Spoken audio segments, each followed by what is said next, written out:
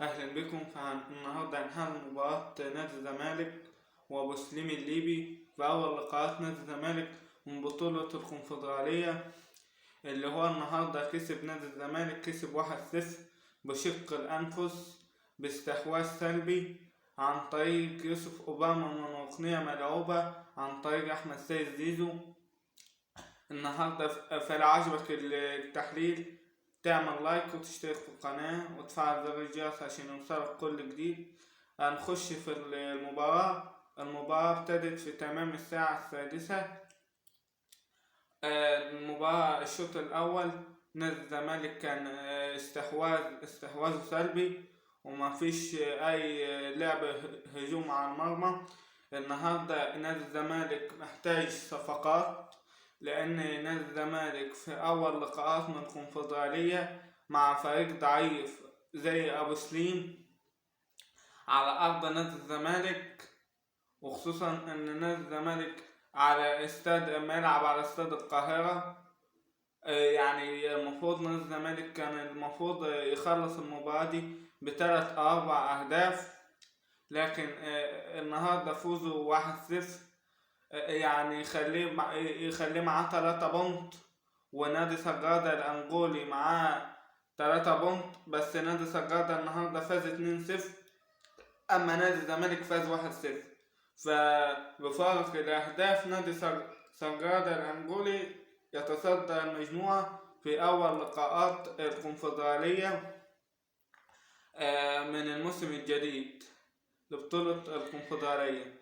النهاردة الشوط الأول نادي أبو سليم الليبي نادي حديث الصعود، ونادي يعني ما عندوش خبرات ولا أي إمكانيات ولا أي لعيبة ملفتة للنظر، ولكن يعني المباراة كانت النهاردة ابتدت ان نادي الزمالك اول 20 دقيقة ضغط بس ما فيش اي محاولات على المرمى ولا اي تسديدات، لكن ونادي سجادة كان متكتل دفاعيا.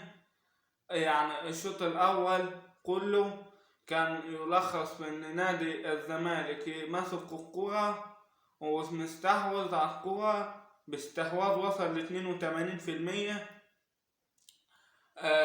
ومقابل نادي سجادة 18%، نادي أبو سليم الليبي 18% عفوا.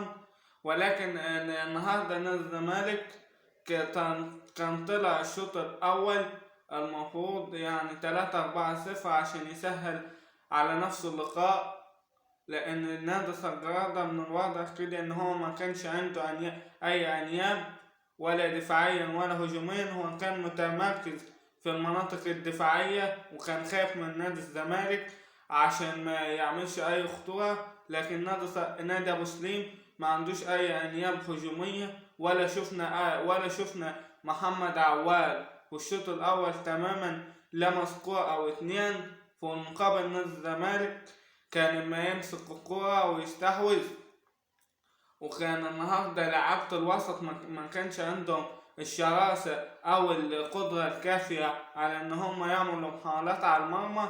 نادي الزمالك الشوط الأول يعني خلاصته إن هو يعني كان ماسك الكرة واستحواذ سلبي والتنقلات ما بين أحمد سيد زيزو وشيكابالا، ويعني الشوط الأول يلخص في إن نادي الزمالك كان ماسك الكرة ومستحوذ على رتم اللقاء دون فعالية هجومية، دون أي فرص محققة، دون أي حتى فرص ما بين القانون والعارضة، ومفيش أي رغم فوز النهاردة نادي الزمالك 1-0 مفيش أي قوة هجومية في الشوط الأول تبين ان نادي الزمالك مسيطر. هو كان ماسك الكرة دون اي خطورة على المرمى، والنهارده المفروض ان نادي الزمالك ما يلعب على ارضه، يعني المفروض كان يبقى عنده شراسة اكتر من كده.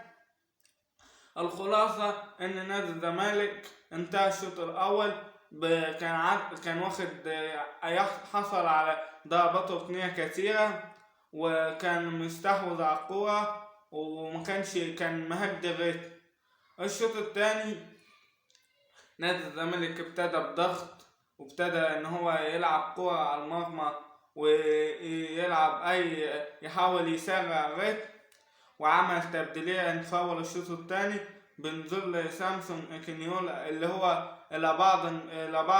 إلى حد ما في تحسن في المستوى، ونزول عمر جابر لتنشيط الجانب الهجومي. ومع نزول التبديلين دول لأن سيف الجزيرة تقريبا عنده إصابة أو في مشاكل، نزل عمر جابر ونزل